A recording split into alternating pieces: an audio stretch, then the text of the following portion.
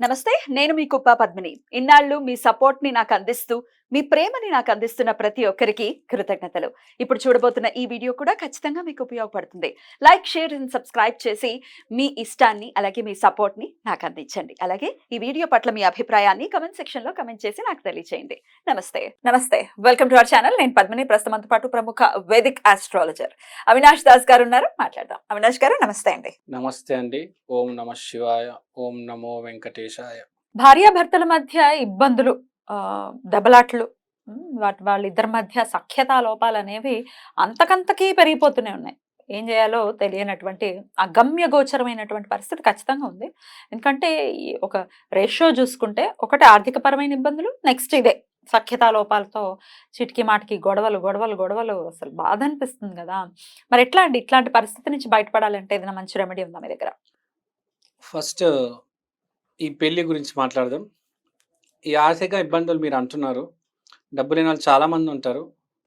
చాలా హ్యాపీగా మ్యారీడ్ డబ్బుకి లైఫ్ ఆనందానికి ఏమీ సంబంధం లేదు. ట్రూ. మ్యారీడ్ లైఫ్ లీడ్ చేస్తూ ఉంటారు. True. ఈ కొంచెంమంది ఏం చేస్తారంటే డబ్బులు సంపాదిస్తారు. హస్బెండ్ సాఫ్ట్వేర్, వైఫ్ సాఫ్ట్వేర్, ఒకటేసారి జాబ్ పోతుంది. ఆర్థికంగా అప్పుడు స్టార్ట్ అవుతుంది. ఈఎంఐస్ ఉంటాయిగా. ఈఎంఐస్ ఉంటాయి, సరే ఒప్పుకుంటా. కానీ అప్పుడు మనిషి రియల్ క్యారెక్టర్ అనేది బయటపడుతుంది. True. కానీ 100% ఫెయిల్ అయిపోతారు. అసలు పెళ్ళి అనేది చాలా కాంప్లెక్స్ సబ్జెక్ట్. అసలు అంత ఈజీగా అర్థమయ్యేది కాదు. Yeah. పెళ్ళి అంటే జనాలు ఏమనుకుంటారంటే నేను మా భార్య అనుకుంటారు. కానీ ఆపోజిట్ పర్సన్ ఉన్నది మీ భార్య కాదు, అది మీ రిఫ్లెక్షన్. నువ్వు ఏదైతే ప్రపంచానికి ఇచ్చావో అదే తిరిగి నీలో వస్తుంది, నీ లోపలికి వస్తుంది. I mean to say, if you are positive with the world, మీ భార్య కూడా నీతో పాజిటివ్గా ఉంటుంది. ప్రపంచం మొత్తంగా కమర్షియల్గా ఉంటే మీ భార్య కూడా నీకు డైవర్స్ నోటీస్ పంపించి మెయింటెనెన్స్ నెలకింత కట్టాలి అని చెప్తుంది. Right. కాబట్టి ప్రపంచంలో మనం అందరితో ఎంతో కొంత సాయం చేయాలి. కమర్షియల్గా ఉండకూడదు, ఎవరితో పడితే వాడితో. పేదవాడికి సాయం చేయాలి, గుర్తుపెట్టుకోవాలి. అది మనం పగలు రాత్రి కమర్షియల్గా ఉంటే బయట ఇంట్లో కూడా అదే జరుగుతుంది, అది గుర్తుపెట్టుకోవాలి. Right. తర్వాత హస్బెండ్ అంటే భర్త దగ్గర డబ్బులు ఆశించడం అనేది సరికాదు. తను ఎంత ఇస్తే దాంట్లో సరిపెట్టుకోవాలి. లేదు అంటే అప్పుడు మాట్లాడుకొని సాల్వ్ చేసుకోవాలి, గొడవ పెట్టుకోకూడదు. ఇవాళ చాలామందికి మనం చూస్తూ ఉంటాము, ఈ అన్నింటిని మించి ఇంకో ప్రాబ్లం ఉంది, ఈగో. నేను గ్రేట్, నువ్వు ఎంత, మా నాన్నకి ఇంత ఆస్తుంది, నువ్వు కాకపోతే ఇంకొకడు రాడు, వీడు వెళ్ళిపోతాడు, వేరే వాడు దొరకడు, అలా జీవితం ఉండిపోతుంది. అమ్మాయి కావచ్చు, అబ్బాయి కావచ్చు. సో గుర్తుపెట్టుకోవాలి, వచ్చిన వాళ్ళతో జాగ్రత్తగా ఉంటే జీవితం హ్యాపీగా వెళ్ళిపోతుంది. ఒంటరి జీవితం గడపడం అది ఒక శ్రాపం, నరకం. ఖచ్చితంగా చాలా కష్టం అంటే ఒంటరి జీవితం గడపడం, ఎస్పెషల్లీ 40 తర్వాత. అమ్మో, it is hard to. Very hard. మనల్ని చిన్నప్పుడు అమ్మ నాన్న అర్థం చేసుకుంటారు, ఒక ఏజ్ తర్వాత హస్బెండ్ లేకపోతే వైఫే కదా అర్థం చేసుకోవాలి. డెఫినెట్లీ. అండ్ ఏ పర్సన్ లో అయినా నెగటివ్స్ ఉంటాయనేది ఫస్ట్ మనం గుర్తుంచుకోవాలి. అవును కదా, అందరూ వచ్చినవాడు పాజిటివ్ గా 100% పర్ఫెక్ట్ గా ఉండాలి అంటే అట్లాంటి ఒక పర్సన్ ని ఇంకా క్రియేట్ చేయలేదు బ్రహ్మదేవుడు. ఒకవేళ అలా ఉంటే గృహస్థాశ్రమంలో ఉండడు, సన్యాసాశ్రమంలో ఉంటాడు. అంతేనా? కరెక్ట్. ఏ మహర్షులు అవుతుంటారు, వాళ్ళకి వివాహంతో పని లేదు.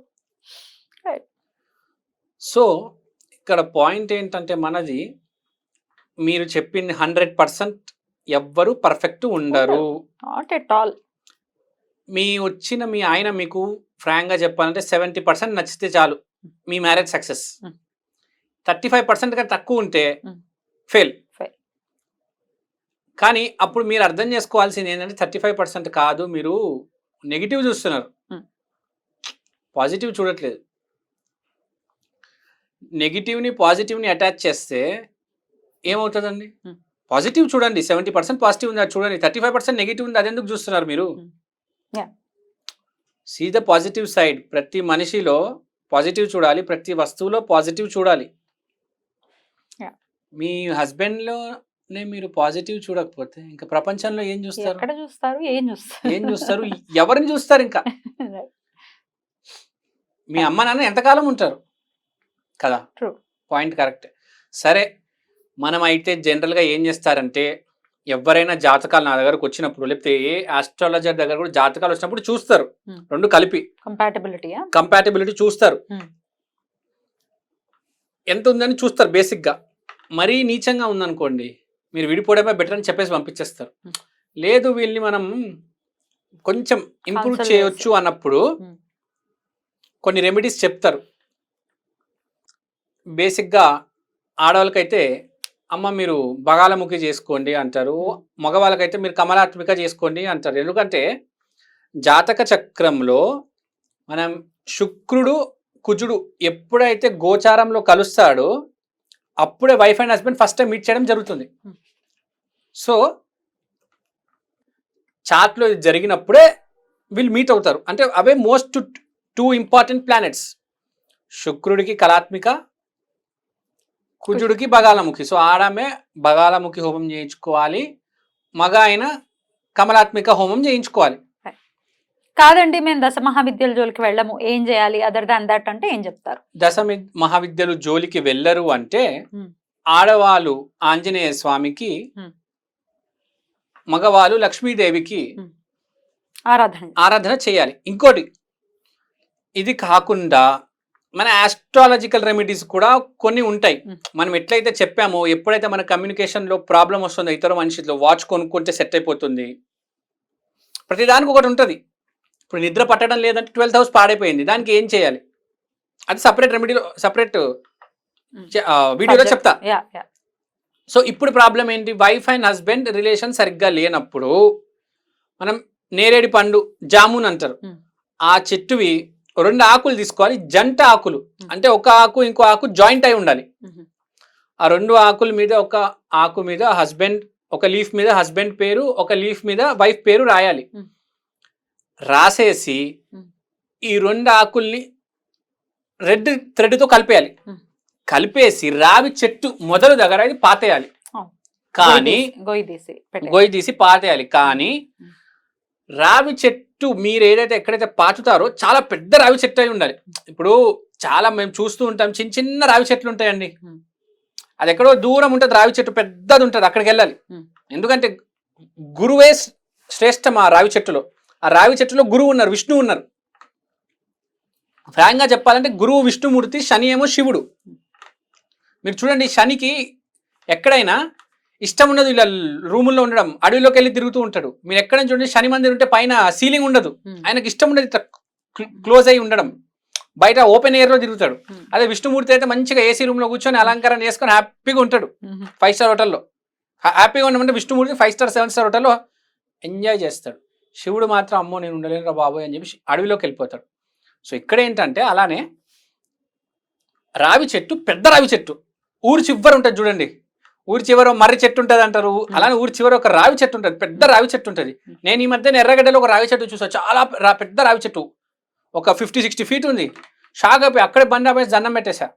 సో అలాంటి మీ ఇంటి దగ్గరలో ఎక్కడ పెద్ద రావి చెట్టు చూసుకొని అక్కడ పాతేయండి. చిన్న రావి చెట్టు కాకుండా పెద్ద రావి చెట్టు చూసుకోండి. ఏ రోజు చేయమంటారు ఇది? థర్స్డే రోజు బెస్ట్ అండి. Time morning 1st hour is the best time. Morning 1st hour అక్కడలోకి వెళ్ళిపోయి, ఏ టైంలోకి వెళ్ళిపోవచ్చు, గురువారం కుదిరితే 1st hour లో వెళ్ళిపోయి 6 to 7 మధ్యలో దాని మొదల దగ్గర పాతేయండి. ఈ 2 రావి చెట్లు, 2 ఆకులు, 2 లీవ్స్, నేరేడు చెట్టువి, జామున్ చెట్టువి పేర్లు రాసేసి రెడ్ థ్రెడ్ కట్టేసి ఆ మొదల దగ్గర పాతేయండి. పాతేసి నమ్మండి. ఇంకోటి గుర్తుపెట్టుకోండి అండి, భూమి మీద మనిషి దొరకడం చాలా కష్టం. ఈ మధ్య అయితే మనుషులు దొరకట్లేదండి, ఫ్రాంక్గా చెప్తున్నా. ఒక్క మనిషి పోతే వేరే మనిషి దొరకడం చాలా కష్టం. Don't take it for granted అంటారు దొరికిన వాళ్ళని. వీడు పోతే ఇంకోటి వస్తాడు అనేది వాళ్ళలో కూడా లోపాలు ఉంటాయి, అపనమ్మకం పెట్టుకోవద్దు. లోపాలు ఉంటే వాళ్ళు కూడా, మీరు పాయింట్ చెప్పారు, 2 మనిషిలో కూడా లోపాలు ఉంటాయి. దాని బదులు మీరు ఎట్లనో ఫస్ట్ వాడికి అలవాటు అయిపోయారు, వాడిని మార్చేసుకోండి. అయినా దేవుడు ఎవడైతే ఇచ్చాడో ఫస్ట్ వాడిని సరి చేసుకోవడమే కరెక్ట్ అండి. ఇప్పుడు ఏమవుతుందండి, ఇప్పుడు మీరు వాడిని వదిలేసి వేరే వాడి దగ్గరకు వచ్చేస్తారు, మళ్ళీ ఇంకో జన్మలో వాడు మళ్ళీ వస్తాడు కదా, ఈసారి దాన్ని క్లోజ్ చేసేయండి. రైట్ అండి. సో ఇట్లాంటి ఈ రెమెడీ చేసుకుంటే డెఫినెట్ గా సఖ్యతా లోపాలు అనేవి పోయి ఇద్దరి మధ్య సఖ్యత అనేది వస్తుంది. ఒక్కసారి చేస్తే సరిపోతుందా? ఒక్కసారి చేస్తే చాలు. భర్త అనేవారు విష్ణుమూర్తితో సమానం. అంతే భార్య అనేది లక్ష్మీ దేవితో సమానం. అంతే. కాబట్టి అంత రెస్పెక్ట్ ఇవ్వాలి. నువ్వెంత ఒకరికొకరికి ఇచ్చుకోవాలి. నువ్వెంత నేనెంత అనుకోకూడదు. ఒకరికొకరు అనేది రెస్పెక్ట్ అనేది ఇచ్చుకోవాలి. రైట్, అంతేనా? అంతే అండి, మీరు చెప్పింది కరెక్టే. Right. రెస్పెక్ట్ ఇవ్వకపోతే మనస్ఫూర్తిగా కోరుకుంటూ థ్యాంక్ యూ సో మచ్ అండి. నమస్తే.